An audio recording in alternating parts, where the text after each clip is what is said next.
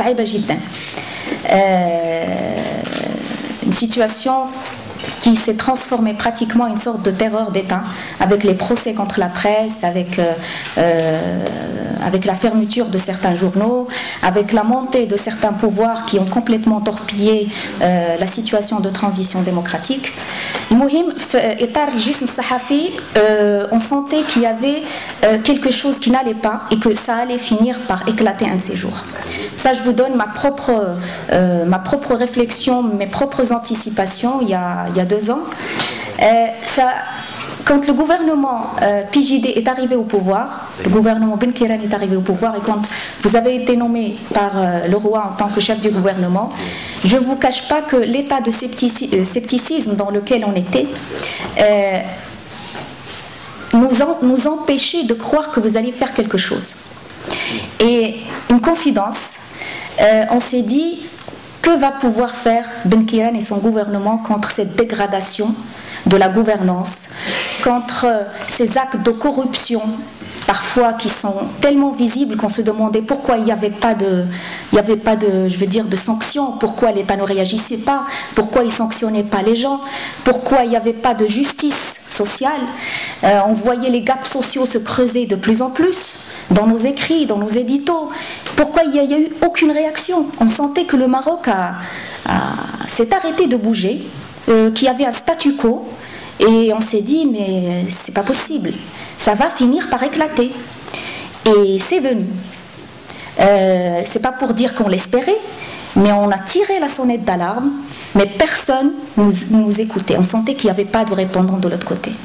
Donc, quand vous avez été nommé par le roi à ce poste de chef de gouvernement, on s'est dit, la situation est tellement dégradée qu'on se demandait comment est-ce que vous allez faire pour respecter vos engagements. Respecter les engagements de relier le citoyen à la classe politique, respecter les engagements de transparence, d'ouverture, de khidmat shab, comme vous avez dit. Et on s'est dit que ça va être très difficile, parce que la situation est tellement compliquée, parce que la dégradation de la gouvernance est tellement forte, que finalement, il y a un des journalistes qui m'a dit, peut-être que ce qui serait bien, c'est qu'il fasse le méchant. C'est tout. Que M. Ben Kiran fasse le méchant. Il ne l'est pas suffisamment. Mais c'est pour dire en fait que peut-être avec votre nouveau discours, vous allez peut-être secouer quelque chose, vous allez peut-être remuer certaines personnes pour les pousser à revoir cette situation et à jouer le jeu de la démocratie et de la justice sociale. Donc, le message de départ chez la Corporation des journalistes, c'est que vous êtes arrivé avec un capital de confiance, même au sein de la presse. Ce capital de confiance donc, est intervenu après une période, comme je l'ai expliqué, qui est très mouvementée, et que, pour moi, en tant que journaliste et peut-être même pour mes collègues, ce qui est important, c'est pas de nous arrêter sur votre gestuelle. Regardez M. Ben Kiran, qu'est-ce qu'il a comme chaussures, est-ce qu'elles sont cirées, est-ce qu'il porte le cravate, est-ce que comment est-ce qu'il fait la bise à Mariano Rajoy, est-ce qu'il fait une seule bise, 2 bises. C'est vrai que c'était des remarques qui ont été... Vous m'avez fait peur. Non, Mariano.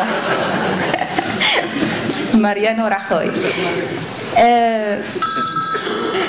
Franchement, on s'est dit, voilà une personne qui est entière. Voilà un leader politique qui est entier. Pour nous, c'est ce qui est important. Après, les règles de l'étiquette et du protocole vont venir peut-être par la suite. Mais ce qui est important, c'est que vous êtes proche du citoyen et on le sent. D'ailleurs, le premier discours que vous avez fait avec la TVM, je crois qu'il a totalisé un taux d'audience de 4 millions de spectateurs, ce qui est très très bien. Je crois que c'est une première dans l'histoire de la TVM, parce que le discours que vous avez tenu pendant cette émission a parlé aux Marocains. Bon, c'est pas pour vous jeter des fleurs, c'est pour dire un constat neutre et objectif. L'arrivée du PJD a constitué quand même une nouveauté, dans le sens où on a devant nous des personnes en chair et en os, des humains, qui parlent comme nous, comme nos pères, comme nos oncles, comme nos frères, et qui parlent le langage des Marocains, qui parlent darija, qui parlent aussi sur les mots de ce peuple, qui s'engagent sur certaines choses, sur certaines actions. On ne sait pas s'ils vont les atteindre ou pas. Peut-être qu'ils ne vont pas les atteindre toutes, peut-être que le chemin sera jonché de difficultés, et ça va être le cas. Mais l'important, c'est qu'il y a des engagements qui parlent au peuple. Parce que le problème majeur formé, il faut se soumettre à certaines règles sociales, à un certain système. Et le fait que cette nouvelle façon de parler émerge avec ce nouveau gouvernement, je crois que ça peut être le prélude à un changement au niveau du comportement des Marocains avec leurs dirigeants. C'est une très bonne chose. On a besoin de leaders, on a besoin de leaders qui parlent vrai. Et ça, c'est un bon capital de confiance pour le PJD en termes de communication. Mais en même temps, je crois que le PJD doit canaliser les messages qu'il véhicule. Avec l'arrivée du gouvernement, on a eu des déclarations à droite et à gauche sur tel ou tel ministre PJD qui parle de l'alcool, qui parle des femmes, et puis il y a eu après votre réaction pour dire qu'il n'y aura pas de recul sur les acquis. Il y avait une certaine anarchie, un certain désordre, que peut-être, je crois que c'est peut-être parce que vous êtes nouveau dans le pouvoir, mais je crois que dans le gouvernement. Mais je crois que c'est quand même un chantier sur lequel vous devez travailler très sérieusement pour canaliser les messages que véhicule chaque ministre du PJD, parce que d'abord vous partez avec des idées, peut-être avec une perception qui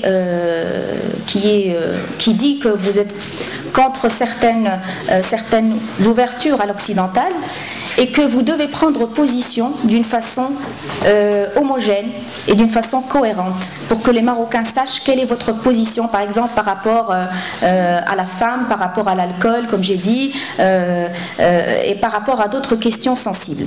Donc ça, au niveau de la canalisation du message. Et pour canaliser ce message, si on reste toujours sur la communication, je crois que il serait préférable, en tout cas ça va nous faciliter la tâche puisque je parle en tant que journaliste, que le chef du gouvernement requiert toute sa fonction de chef de gouvernement et de leader politique, dans le sens où on a besoin d'avoir des points de presse hebdomadaires faits par le chef de gouvernement. Avec tout mon respect pour Sil Khelfi, je crois qu'il accomplit sa tâche très brillamment, mais est-ce qu'on a besoin d'une fonction de porte-parole? Je ne crois pas. Je crois que si on veut véhiculer un vrai message de rapprochement avec le peuple et rapprochement avec les citoyens, c'est que le chef de gouvernement, comme ça se fait ailleurs, comme ça se fait par exemple par Obama, qui a une demi-heure toutes les semaines au State Department, au département d'État, où il répond aux questions des journalistes, mais vraiment des questions très précises. C'est-à-dire on ne s'amuse pas à étaler la demi-heure sur 1h30 ou sur 2 heures, c'est une demi-heure, et chaque journaliste doit poser une question sujet, verbe, complément, pas plus. Donc je crois que ça, ça sera une façon d'institutionnaliser la communication du PJD, mais en même temps de garder ce rapprochement que le chef de gouvernement doit avoir avec le peuple. Donc vous êtes là, vous êtes proche des citoyens, mais en même temps vous parlez d'une façon institutionnelle et plus canalisée. Un autre moyen, c'est les médias publics. Les médias publics, je crois que votre effort de communication n'atteindra pas ses objectifs si le Marocain ne ressent pas dans les médias publics toute cette nouvelle vivacité, tout ce nouveau dynamisme, à travers un changement, à travers un relookage de la façon de confectionner les programmes dans les médias publics, de confectionner les émissions. On a de très bonnes potentialités dans les médias publics. J'ai beaucoup de collègues, que ce soit à la TVM, à la MAP, mais vraiment des gens qui sont dont je suis fière que ce soit en termes de réflexion, d'analyse politique, d'analyse économique, et je crois qu'ils sont capables de se surpasser, d'aller vraiment dans le sens des missions interactives avec le peuple. Donc moi, quand je vois 2 minutes, même pas, quand je vois par exemple un problème économique majeur comme la caisse de compensation, elle doit être débattue dans un média public, à la TVM, sur 2M, sur la radio nationale.